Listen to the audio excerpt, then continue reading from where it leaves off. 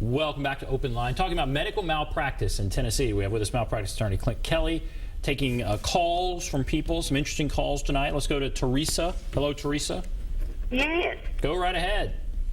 I was diagnosed, 25 years ago with being bipolar, and recently I had went to a clinic to try to establish a primary physician, and I've always put the medication I took, which was lithium, and they give me a high blood pressure medicine that counteracted with each other, and I landed in the hospital for like 12 days, and 8 of those I was in ICU, and it's affected me a lot since I've been released, and I'm still having to go to different specialists to find out what damage it done. Would this be considered under malpractice? It could be. It definitely. Lithium is serious business because it has a very narrow therapeutic range, which Teresa knows. You have to really monitor it carefully, because if you get a little too high or a little too low, you can die from it.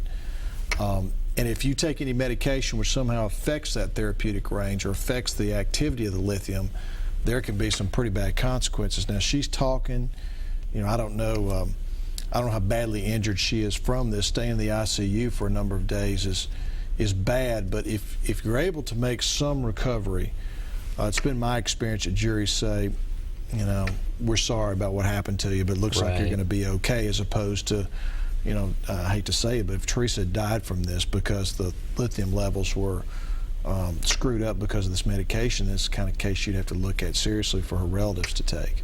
Now, I want to also get in some of the other high-profile cases we're seeing around the country.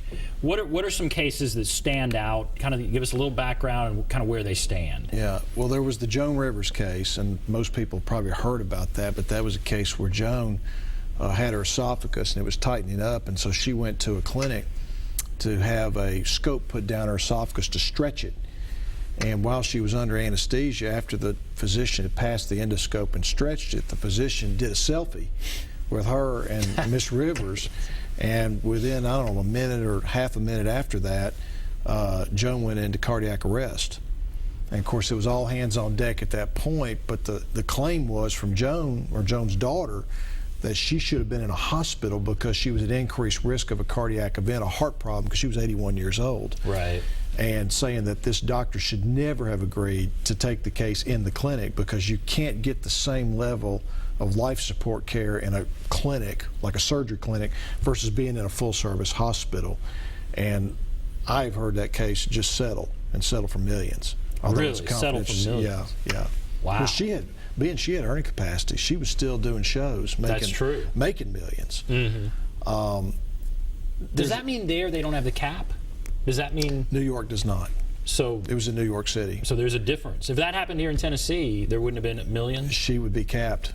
That's exactly right. She would not be able to get millions. Well, I mean, you could project her lost earning capacity. That might qualify her. But in terms of pain and suffering, or what we call loss of consortium, the daughter's loss of her mother, which is devastating because they were like this, you would not be able to recover more than $750,000 on the consortium award. That's what makes Tennessee so unfair compared to other states. You were talking about another case where someone had their cell phone on recording during a surgical procedure. Yeah. What about that case? There was a case in Kentucky where a guy would leave his cell phone on when he went to doctor visits to record what the doctors told him so he could remember the instructions, because he had some type of brain damage, some amnesia.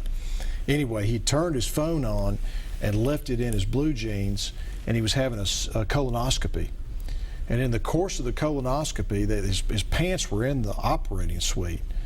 This doctor started making all kinds of statements about him having STDs and joking about it and laughing about how the patient was a wussy and all kinds of stuff like that.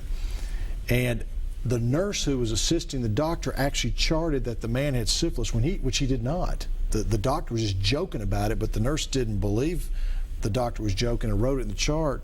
So the guy's at home playing his cell phone because he saw it on there, and he's listening to all this stuff. And then he goes back to the hospital, asks for his chart, and there was the syphilis there in his medical chart. And the doctor settled the claim for $500,000, and it was public, Ben. That's what made it. You knew it was bad because it wasn't confidential. And there was a public order listing all the things that this doctor had done. I think she moved to Florida, and this wasn't her second or third stop. But I mean, sometimes those things happen, and it's just terrible when they do. That is crazy. That scares you.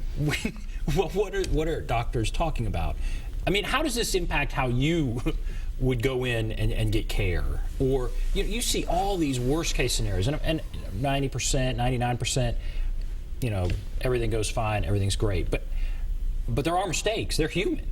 Right. And so how does it impact how you would send a family member in, or you would go in when you need this kind of care? Well, communication is vital. It is at the core of many of your major medical mistakes out there, is a failure to communicate. So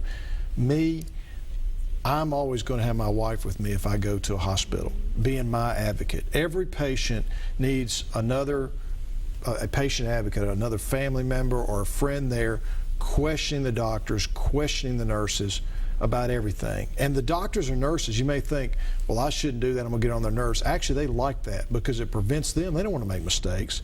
It helps prevent them from making mistakes. So you've got somebody there to sort of hold your hand through the process and make sure that what's this medication you're getting, what it's for. Because nowadays, what's surprising me is I'm getting more and more medication error cases where someone is supposed to get a shot of Dilaudid and they get a shot of a muscle relaxant, or they're supposed to get some type of a medication, anti-cancer medication, and they'll get pain medication. And so that's what having a family member there will help prevent, is making sure that healthcare provider knows what they're doing before they do it. So what is the issue there? I mean, because that is interesting. Do you think it is that they're rushed, or they're tired, or is it just they didn't know what they were doing? I mean, what is kind of the root behind many of these things? All the above. Right. All the above. I've had a combination of all those. Now, it's hard to prove somebody's tired. It's hard to prove somebody doesn't know something. You definitely can prove they screwed up, but I think that the patient volume in the hospitals, combined with the hours that the nurses work, and in particular some of the residents, physicians there, and the fact there are just some people that don't, the demand for nurses is so great that they take people into the hospital they probably should not, and you get what's basically a perfect storm, and that's when really, really bad things happen. And I'm finding also nurses failing to report things to physicians that they should. I don't want to dump on nurses because they've got the hardest jobs of anybody. I'm just saying it is what it is. And there's a lot of failure to communicate simply because I think, like you said, they're rushed, they're tired. Some of them don't necessarily know to communicate problems, or they may feel pressured and don't want to communicate for that reason to a physician, thinking they're going to cause problems or make waves. And I think you're right when you say it's so important to have a family member there who can just ask when the nurse or caregiver's coming in, what is this medicine and why is it important, and how much is my wife or husband getting? And it kind of just makes them kind of look at it again. That's the best advice I can give to the public to try to not be a victim of these horrible cases, is to have someone there to watch over you and to hold your hand throughout the process, because I do believe, and there's actually studies that show it reduces the number of medical negligent cases. All right, we are going to take a break. We'll come back, wrap everything up. Be back right after this.